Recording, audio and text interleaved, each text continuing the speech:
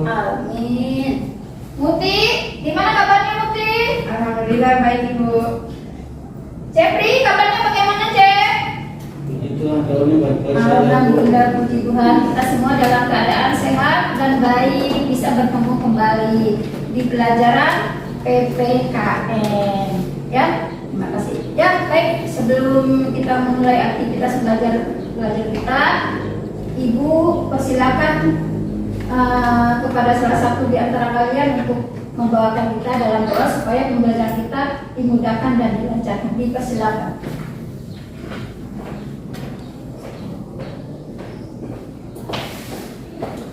Baik teman-teman, serta ibu guru, sebelum kita memulai aktivitas belajar kita, mari kita berdoa menurut agama dan kepercayaan kita masing-masing. Berdoa mulai.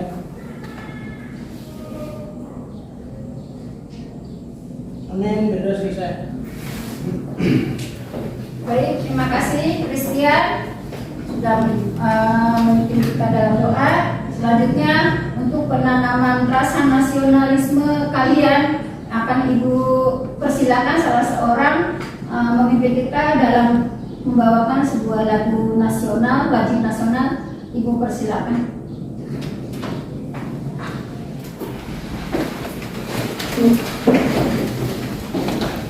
Jiwa raga kami Padamu negeri kami berjanji, padamu negeri kami berbakti, padamu negeri kami mengabdi. Bagimu negeri jiwa raga kami. Terima kasih. Silakan kembali. Baik anak-anak, siapa yang tidak hadir hari ini? Jetro, Ibu. Jetro, ada kabar kenapa dia sakit? Apa izin? Apa Ibu? Apa keterangan ya? Ya. Terus siapa lagi? Ayu. Ayu ini sering tidak masuk di Ibu ya anak-anak. Mungkin ada yang tahu kenapa, kira-kira apa kendala apa yang dia hadapi sampai sering sekali tidak masuk. Ya Yuston, bagaimana? Saya tahu rumahnya Ayu Ibu.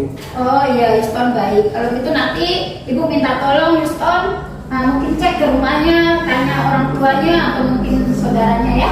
Bisa ya Yuston? Siap, Oke, siap. baik, terima kasih. Jadi hanya 2 orang ya anak-anak yang tidak hadir ya. Iya, Ibu. Semuanya hadir ya. Terima kasih, berikan aplaus. Baik anak-anak, sebelum kita mulai pembelajaran kita hari ini ya, kita masuk kepada kita akan belajar tentang harmonisasi hak dan kewajiban asasi manusia dalam perspektif Pancasila. Ini ya anak-anak ya, judulnya ya, ada ya? Bisa dilihat? Ya. Ya, baik. Nah, pertemuan kita minggu kemarin ya, pertemuan kita ini 2 kali pertemuan untuk hak asasi manusia dalam perspektif Pancasila dan 2 kali pertemuan. Pertemuan pertama sudah asasi upaya penegakan HAM. Terus yang kedua sekarang ya kita masuk kepada ini upaya pemerintah dalam penegakan HAM. Yang keduanya upaya penegakan kasus pelanggaran HAM. Ya, nanti kalian akan kita belajar sama-sama kasus-kasus pelanggaran HAM yang ada di Indonesia itu apa sih? Ya.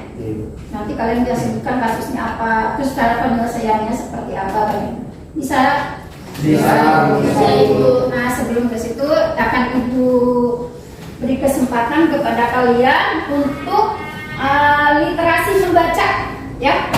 15 menit literasi membaca untuk kalian. Silakan dibuka halaman 20. Ya, silakan bukunya sudah ada di kalian. Baca halaman 20. Ya. Bisa lihat yang belakang, bisa lihat? Ya, Bisa dengar ya? Buka halaman 20. Silakan dibaca.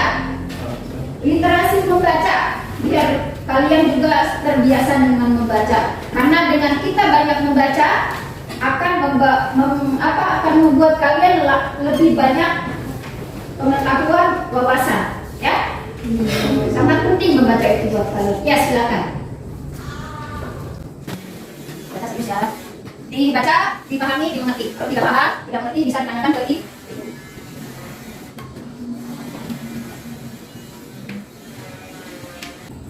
Baik anak-anak, tadi Ibu sudah perlihatkan bahwa yang akan kita bahas materi pembelajaran hari ini tentang kasus-kasus pelanggaran HAM. Ini pertemuan kita yang kedua dari yang judulnya harmonisasi hak dan kewajiban asasi manusia dalam perspektif Pancasila. Baik, akan Ibu tanyakan ini buat kalian. Silakan di kelas pendidikan Pancasila dan keluarga. silakan disimak, Ini kita dipelajari, masuk pada dipahami. materi harmonisasi hak dan kewajiban asasi manusia dalam perspektif Pancasila. Sebelum kita masuk pada pokok pembahasan, jika kalian memiliki buku PPKN seperti yang ada di gambar ini, silakan buka bab 1 di halaman 3. Pertama-tama kita akan bahas mengenai makna hak asasi manusia. Hak asasi manusia atau HAM itu terbagi menjadi dua, yaitu hak dan asasi. Hak adalah sesuatu yang mutlak, HAM sebagai hak-hak yang melekat dalam dirinya sebagai manusia. Yang kedua, lain, semua pasti ingin merdeka atau ingin bebas tanpa adanya suatu penjajahan. Negara-negara yang pernah dijajah pun selalu berusaha membebaskan diri dari belenggu penjajahan tersebut. Tiada seorang manusia pun yang ingin hidup sengsara, termasuk kalian ya. Ia akan selalu berusaha mencapai kesejahteraan bagi dirinya, lahir maupun batin. Hak asasi manusia memiliki ciri-ciri khusus sebagai berikut. Yang pertama, hakiki. Yang kedua, universal. Yang ketiga, tidak dapat dicabut. Dan yang keempat, tidak dapat dibagi. Nah, setiap ciri-ciri khusus yang ada dalam hak asasi manusia memiliki pengertian masing-masing. Yang pertama, hakiki. Artinya, hak asasi manusia adalah hak asasi semua umat manusia yang sudah ada sejak lahir. Yang kedua, universal. Artinya, hak asasi manusia berlaku untuk semua orang tanpa memandang status. Baik, sudah disimak ya anak-anak? Sudah. Ya, jadi hak asasi manusia adalah hak yang hakiki. Ibu ingatkan kembali, mereview kembali ingatan kalian di pertemuan pertama, pengertian dan makna tentang hak asasi manusia. Bahwa hak asasi manusia itu bersifat universal, ya?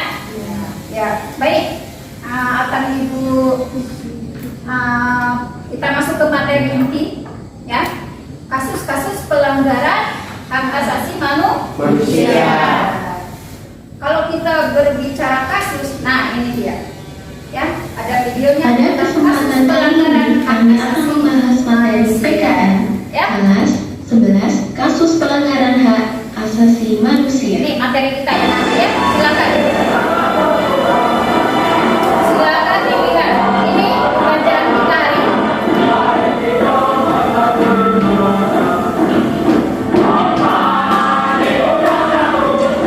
Ada ya? Bisa dilihat ya nama ya? Ini kasus-kasus yang terjadi, kasus pelanggaran yang terjadi. Ada yang tahu kasus apa ini? Penembakan. Penembakan nih? Penembakan apa? Sakti ya? Mahasiswa nih? Sakti.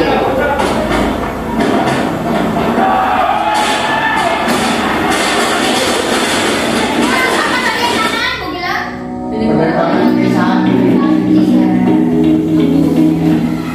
Hak asasi manusia di dalam Silakan disimak. Indonesia dilindungi oleh peraturan perundang-undangan atau konstitusi negara kita. Undang-Undang Dasar Negara Republik Indonesia tahun 1945 pasal 26A sampai pasal 28C, hak untuk mengembangkan diri melakukan pemenuhan kebutuhan dasarnya. Ya, baik anak-anak, itu tentang landasan hukum atau dasar hukum yang melandasi tentang berlakunya hak asasi manusia di Indonesia. Bisa dipahami anak-anak? Bisa, Bu. Kita lihat lagi ya. Ini ya, hak warga negara Indonesia. Kita sebagai warga negara, ini ada faktor penyebab pelanggaran HAM. Kira-kira apa? Ini salah satunya. Faktor penyebab pelanggaran HAM ada secara eksternal dan internal. Kalau ini tuh berarti di mana? Di dalam apa di luar? Kalau di dalam. Tapi kalau eksternal berarti di luar. Jadi faktor terjadinya kasus pelanggaran itu ada yang dari dalam maupun dari luar. Bisa dipahami anak-anak? Bisa, Bu. Terima kasih. Bagian anak, ini ya faktor eksternalnya. Tadi faktor internalnya sikap egois. Tahu sikap egois itu seperti apa? Mementingkan diri sendiri. Oke. Nah, kita lanjut ke materi ya anak-anak. Oke. Ini materinya. Ya. Ini gambar apa kira-kira? Ada bacaan? Apa itu Komnas? Apa itu Komnas HAM? Komisi Nasional Hak Asasi Manusia Republik Indonesia ini, ya, yang nanti kita kan membahas tentang materi kasus pelanggaran HAM. Disinilah kasus pelanggaran HAM akan diselesaikan. Bisa dipahami? Sekarang sebelum Ibu lanjut, ya. Tadi kalian makna HAM sudah tahu kenapa HAM itu bisa terjadi, faktor dari dalam dan luar, ya. Tadi sudah ditayangkan juga videonya. Nah sekarang Ibu mau bertanya ke kalian, bisa ya? Yang bisa jawab silakan angkat tangan. Bisa dipahami? Bisa. Yang bisa jawab silakan angkat tangan, ya. Ibu mau tanya, kira-kira kasus pelanggaran HAM yang terjadi di Indonesia itu kasus apa sih? Yang bisa jawab silakan jawab. Penembakan Marsina. Iya, apalagi? Ada yang bisa lagi selain Marsina? Tragedi Semanggi. Tragedi Semanggi. Apalagi? Kasus Marsina ya tadi sudah oleh Lisa. Tragedi Semanggi atau penembakan mahasiswa Trisakti. Semanggi apalagi? Kasus apa lagi? Kasus Tanjung Priuk. Iya betul Lisa. Apalagi? Ayo. Poso, iya kasus Poso apalagi? Ayo. Kasus apa lagi? Kasus Munir. Nah itu anak-anak, salah satunya ada 5 kasus besar yang terjadi di Indonesia. Tadi tragedi penembakan mahasiswa Trisakti, kasus Marsina yang tadi kalian sebutkan, kasus Munir, kasus Tanjung Priuk, tadi Putri bilang kasus Poso itu, ya. Bisa dipahami? Bisa. Kalian harus ingat itu. Nanti kalau ada yang tanya, nah kasus pelanggaran HAM yang terjadi di Indonesia itu apa saja sih? Kalian sudah tahu, ya? Baik. Ibu lihatkan satu lagi bahwa kasus pelanggaran HAM itu dibagi menjadi 2. Ada kasus pelanggaran HAM ringan, ada kasus pelanggaran HAM berat. Nah, kira-kira kasus pelanggaran HAM yang ringan itu contohnya apa? Contohnya seperti Ya, begal sama penculikan. Terjadi di mana itu? Di Manokwari beberapa hari. Iya, betul sekali. Dengan situasi kondisi Manokwari belakangan ini terjadi penjamretan, terjadi pencopetan, ya begal, itu juga termasuk pelanggaran HAM ringan. Tetapi kalau kasus pelanggaran HAM ringan itu disertai dengan mungkin melukai sehingga seseorang itu korban menjadi luka seumur hidup, itu sudah bisa masuk kepada kasus pelanggaran HAM berat. Bisa dipahami? Tapi contoh kasus HAM ringan. Sekarang contoh kasus HAM berat itu seperti apa? Pembunuhan, penganiayaan, benda cacat, Iya, genosida. iya, genoksida. Ya, betul sekali. Oke, terima kasih atas jawabannya, Bri Akhlak. Baik anak-anak, tadi sudah kita tanya jawab, ya.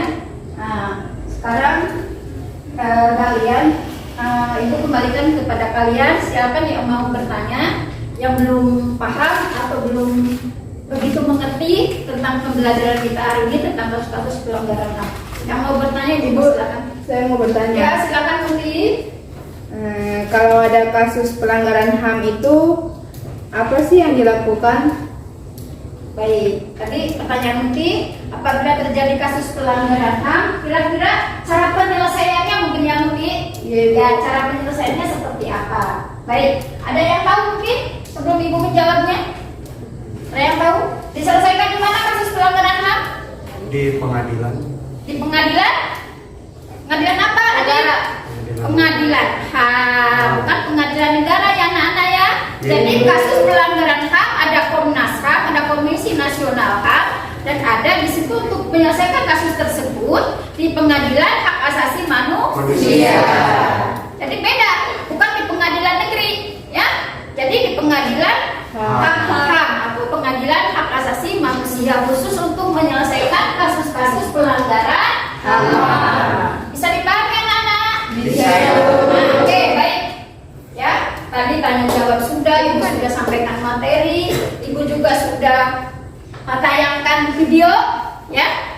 Sudah kita lalui. Supaya kalian tidak ngantuk, tidak jenuh, tidak bosan, mari kita SPP. Badannya besar, badannya kecil, kalau mengaum, yang lain langsung mundur. T-Rex, T-Rex, T-Rex, T-Rex, T-Rex. Tadi kita sudah SPP. Sekarang sudah tidak ngantuk lagi ya? Tidak.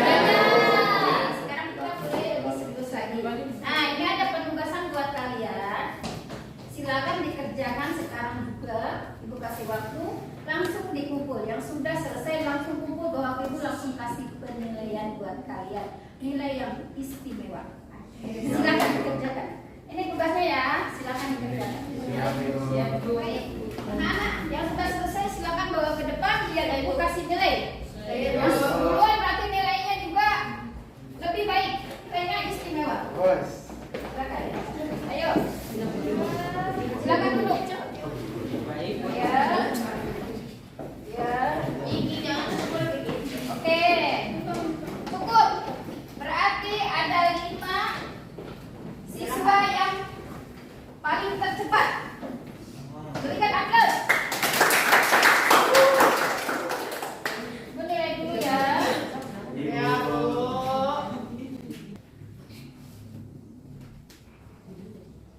Adik.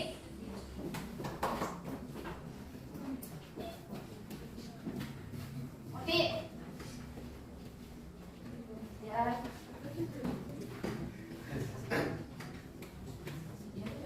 Putri.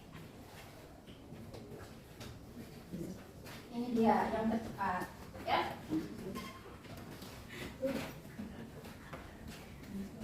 Bisa.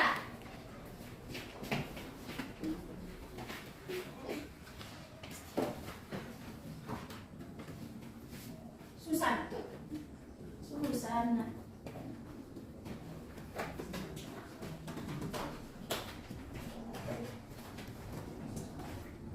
Katia. Oke, baik anak-anak. Tadi kita sudah melakukan penilaian. Siapa yang tercepat, 5 orang tercepat sudah Ibu berikan nilai istimewa. Selanjutnya pembelajaran kita sebelum kita akhiri pembelajaran kita hari ini, Ibu akan memberikan kesimpulan dari materi yang sudah kita pelajari ya. Ada baiknya mungkin kesimpulan itu Ibu kembalikan dulu kepada kalian. Kira-kira kesimpulan mata pelajaran atau materi hari ini itu apa? Silakan yang bisa memberikan kesimpulan. Siapa? Ya silakan Ibu Biawati. Upaya pencegahan yang dapat dilakukan untuk mengatasi berbagai kasus pelanggaran HAM adalah dilanjut supremasi hukum dan demokrasi harus ditegakkan, meningkatkan kualitas pelayanan publik, meningkatkan pengawasan dari masyarakat dan lembaga-lembaga politik, meningkatkan penyebar luasan prinsip-prinsip HAM kepada masyarakat, meningkatkan profesionalisme lembaga keamanan dan pertahanan negara, meningkatkan kerjasama yang harmonis antar kelompok atau golongan dalam masyarakat. Ya, Audiowati tadi sudah memberikan kesimpulan atas pembelajaran kita hari ini. Ibu akan lebih menegaskan lagi ya. Jadi kasus pelanggaran HAM itu bisa ditegakkan apabila ada kerjasama antara masyarakat dengan aparat penegak hukum. Begitu juga dengan aparat kepada Komnas Hak Asasi Manusia. Jadi apapun itu kasusnya, apabila ada kerjasama ya antara penegak hukum, antara masyarakat dan Komnas HAM, di sini hukum itu, kasus pelanggaran HAM itu bisa terselesaikan dengan baik. Tidak istilahnya jangan sampai kasusnya kayak mungkin mungkin 10 tahun yang lalu tapi sampai sekarang belum diselesaikan. Supaya itu jangan terjadi lagi, terulang lagi, makanya harus kerjasama antara penegak hukum, masyarakat dan Komnas Perlindungan, Komisi Perlindungan Hak Asasi Manusia. Jadi hukum itu kasus itu bisa terselesaikan dengan tersendirinya. Dengan cara bagaimana? Dengan sosialisasi, ya. Dengan apa lagi Bu? Mungkin dengan aparat penegak hukum mungkin memberikan arahan, ya. Ini loh, kalau terjadi kasus pelanggaran HAM, kamu lapor ke ini. Kalau melihatnya kamu lapor, jangan diam-diam. Bisa ya anak-anak? Bisa. Oke, baik, terima kasih. Pembelajaran kita selesai. Nanti ada penugasan buat kalian di rumah. Silakan dilihat di depan di layar. Ya, di situ ada penugasan buat kalian. Ya, silakan nanti ditulis tugasnya, dikumpulkan minggu depan. Bisa anak-anak? Bisa. Dilihat, ya. Baik, anak-anak, pembelajaran kita pagi ini sudah selesai. Alhamdulillah, puji Tuhan, lancar. Mohon Ibu ucapkan banyak terima kasih atas perhatian dan kerjasamanya kalian. Sekali lagi beri aplaus untuk kalian.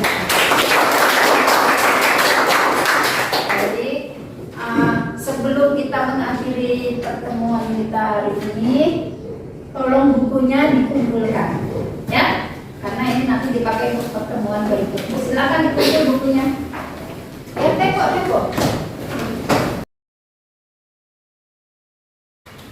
Oke, baik anak-anak, bukunya sudah kalian kumpulkan dalam keadaan utuh, bersih, ya. Jumlahnya juga sesuai dengan tadi saat memberikannya. Sebelum tadi kita awali dengan doa, maka selanjutnya akhiri juga dengan doa sebagai rasa syukur kita kepada Tuhan, kepada Allah Subhanahu wa Ta'ala. Dipersilakan yang mau doa untuk pembelajaran pagi ini. Teman-teman, serta Ibu Guru, sebelum kita mengakhiri pelajaran di pagi hari ini, kita berdoa. Berdoa mulai.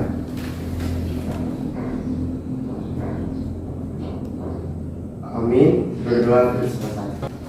Ya, baik, terima kasih adik sudah doa kita untuk mengakhiri pembelajaran kita pagi ini. Jangan lupa diingatkan, ada tugas yang harus kalian kerjakan. Jangan lupa dikumpul minggu depan, Senin depan ya. Saya Nana.